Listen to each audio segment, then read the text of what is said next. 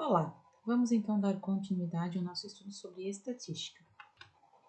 Hoje vamos ver um pouquinho sobre tabelas e gráficos.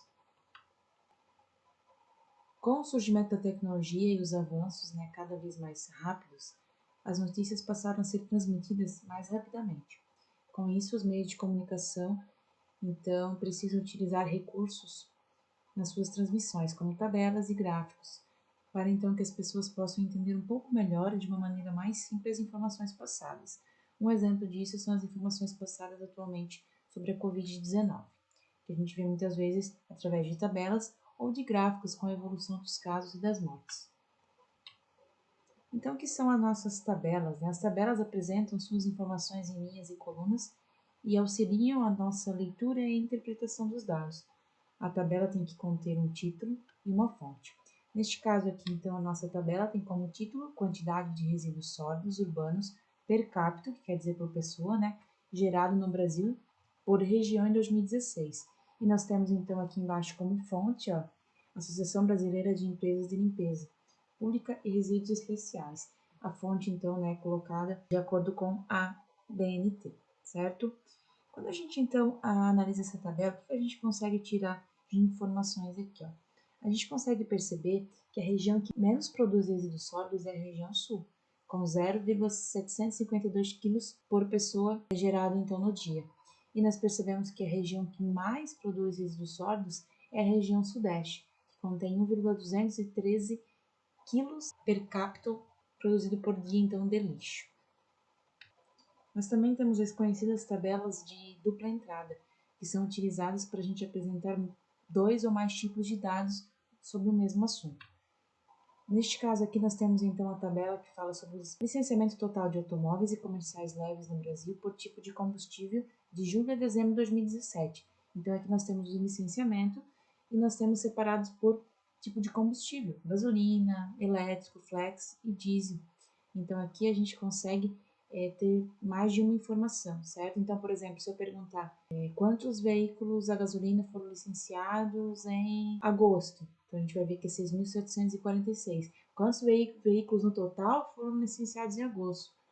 210.146. Então aqui a gente consegue ter mais de uma informação. Também temos aqui a fonte da nossa tabela, mencionada anteriormente. Vamos ver um pouquinho então agora sobre os gráficos, Existem diferentes tipos de gráficos, cada um tem características específicas. A gente deve escolher então o gráfico que a gente vai utilizar de acordo com a natureza dos dados que serão apresentados nesse gráfico, de acordo com os dados pesquisados.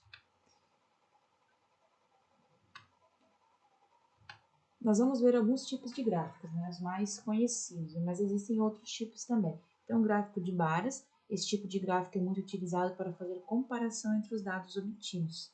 Pode ter barras na vertical ou na horizontal. Essas barras, então, têm que ter a mesma medida de largura e o espaçamento entre as barras tem que ser o mesmo.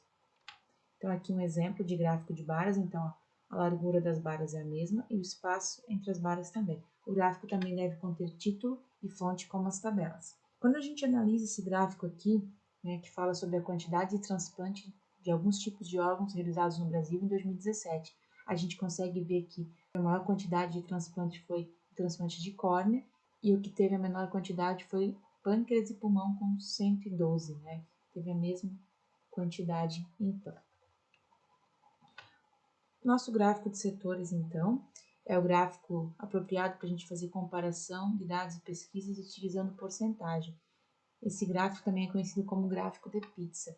Então, quando a gente faz a soma de todos os setores aqui do gráfico, ele sempre então vai resultar em 100%. Também temos no gráfico do setor o título, que neste caso é a distribuição do consumo de água doce no mundo em 2015, e também temos uma fonte. Se a gente analisar aqui o gráfico, a gente vê que o maior consumo de água doce no mundo, então, é para a agricultura, e o menor é o consumo doméstico, que é o que a gente utiliza então em nossas casas. Um outro tipo de gráfico que nós temos é o gráfico de linhas. Esse tipo de gráfico costuma ser usado para representar a evolução dos dados pesquisados no decorrer do tempo. Então, a gente consegue ver mais fácil a evolução com ele. Nesse tipo de gráfico, então, nós temos pontos no nosso plano cartesiano, no nosso gráfico, que representam os dados pesquisados. e esses pontos são ligados então por segmentos de reto. Temos aqui um exemplo então com o seu título e sua fonte. Nesse gráfico aqui nós temos então como título a evolução da proporção da população por idade no Brasil, de 2000 até 2060. Nós ainda não estamos em 2060, então isso na verdade seria uma projeção desta evolução. Então aqui nós temos como a linha vermelha a população com mais de 60 anos e a linha verde corresponde à população de até 14 anos. Se a gente analisar esse gráfico, a gente vai conseguir perceber que a população de até 14 anos vem caindo, né? Com o decorrer do tempo ela está caindo. Já a outra linha, que seria a população com 60 anos ou mais, a gente vê que está crescendo, né? A gente está tendo um aumento, então, dessa população. Nós podemos ter, então, aqui como base, que o que acontece? A expectativa de vida cada vez vem aumentando mais, a medicina cada vez mais avançada, as pessoas vêm vivendo cada vez mais, por isso que nós temos mais pessoas com 60 anos ou mais, e porque nós temos menos pessoas até 14 anos, porque cada vez mais as pessoas estão tendo menos filhos. Como a Pro comentou, existem outros tipos de gráficos. Temos o histograma, que também é um gráfico utilizando varas, nós temos pirâmide etária, nós temos vários tipos de gráficos, né? Mas aqui a gente então viu os 3 tipos mais utilizados, que são gráficos de varas, os gráficos de setores e os gráficos de linhas. Espero que vocês tenham compreendido. Qualquer dúvida, é só entrar em contato com a Pro. Ótimo estudo a todos!